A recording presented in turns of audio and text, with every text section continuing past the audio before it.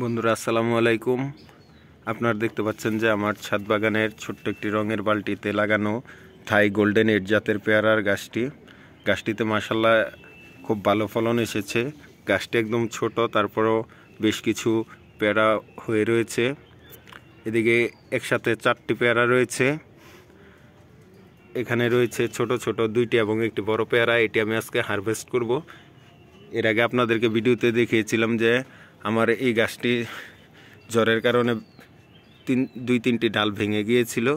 এখানে আরও 2টি পেয়ারা দেখতে পাচ্ছেন।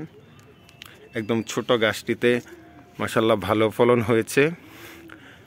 যখন ডাল ভেঙে গিয়েছিল জ্বরে, তখন একটি পেয়ারা নষ্ট হয়ে গিয়েছিল।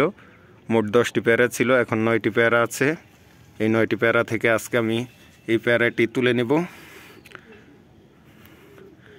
এটি হচ্ছে, আবারও আপনাদেরকে বলে রাখি, থাই গোল্ডেন এড জাতের পেয়ারা। আমি শুনেছি এই পেয়ারাটির স্বাদ খুব ভালো, এখন আমার টেস্ট করা হয়নি, তবে আজকে এই পেয়ারাটি আমি হারভেস্ট করে টেস্ট করব। আপনাদের সামনেই তুলে দেখাই পেয়ারাটি। মাশাআল্লাহ ভালো সাইজ হয়েছে, দেখতেই পাচ্ছেন।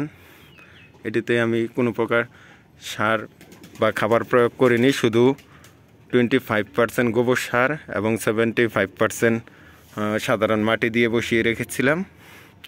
ছাদ বাগান সম্বন্ধে বিভিন্ন প্রকার তথ্য পেতে আমার এই চ্যানেলটি সাবস্ক্রাইব করে আমার সাথেই থাকুন। ধন্যবাদ।